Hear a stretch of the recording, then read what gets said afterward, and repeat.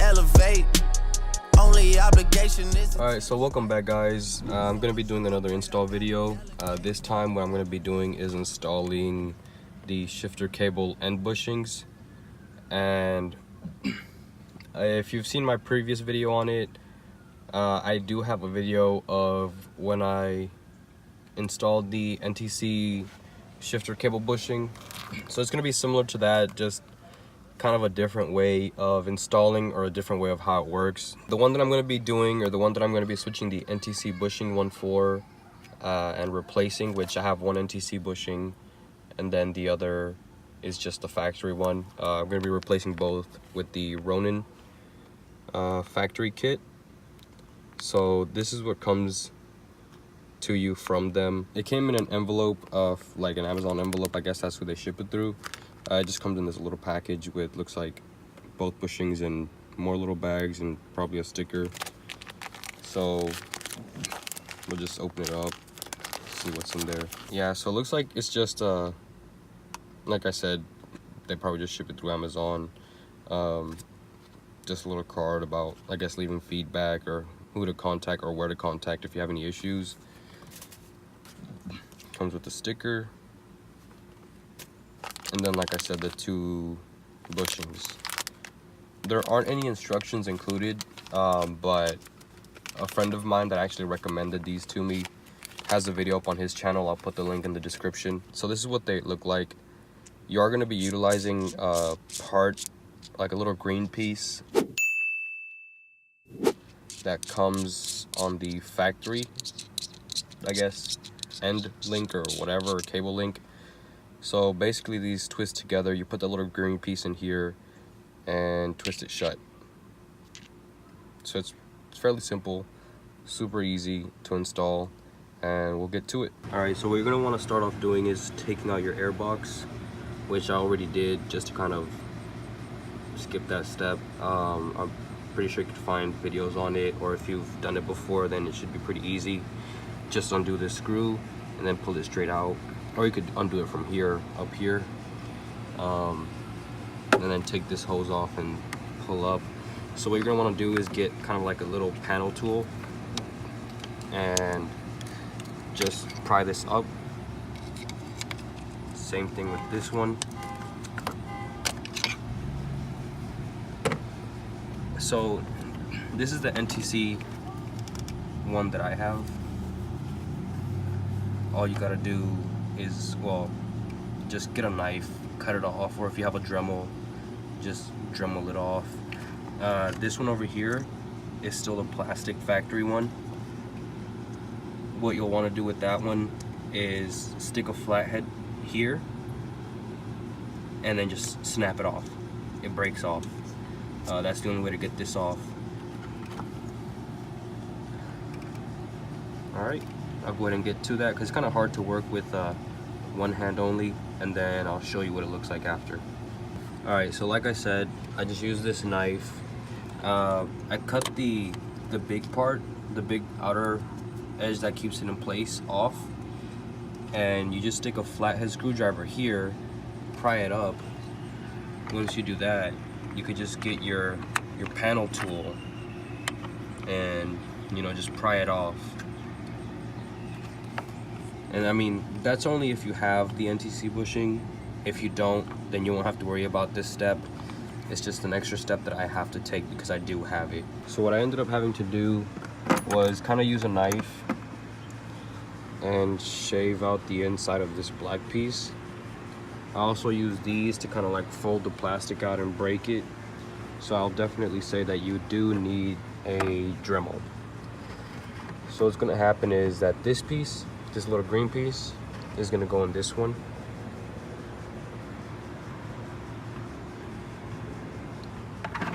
Like this.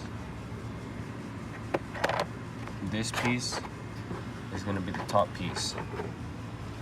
So before I put it in, I actually have some Vaseline, because I have heard that people do have issues with it going into neutral.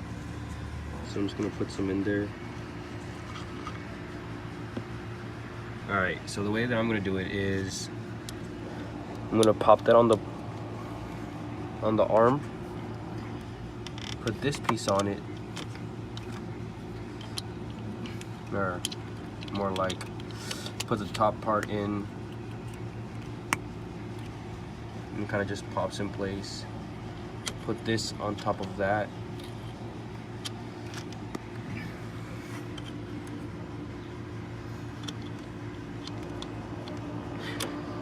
And what you'll want is an 8mm Allen wrench or Allen key, and then just twist it.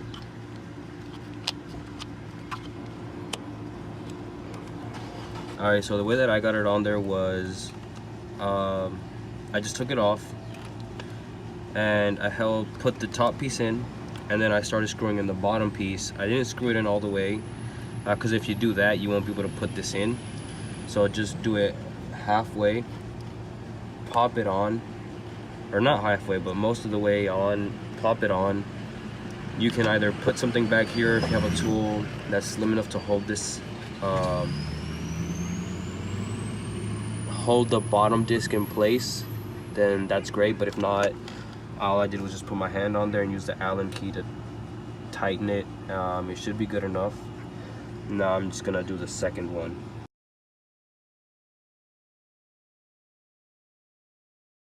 Alright, so when I was recording the video for the Ronin shift cable and bushings, my phone ended up dying, and in that process I figured out an easier way to kind of take apart the factory bushings and take out the little green piece you need for the Ronin bushings. So basically, here's kind of like what's left of the bushing.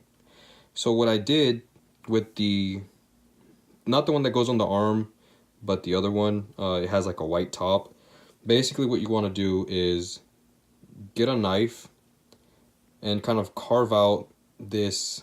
It'll have like a little rubber piece in there, like rubber, silicone, I don't know what it is. But basically, you get a knife, carve out that silicone, and then get a flathead screwdriver. And I don't know, like a hammer or like the end of another screwdriver. Put the flathead in here and then just kind of use something else to tap it in a little deeper.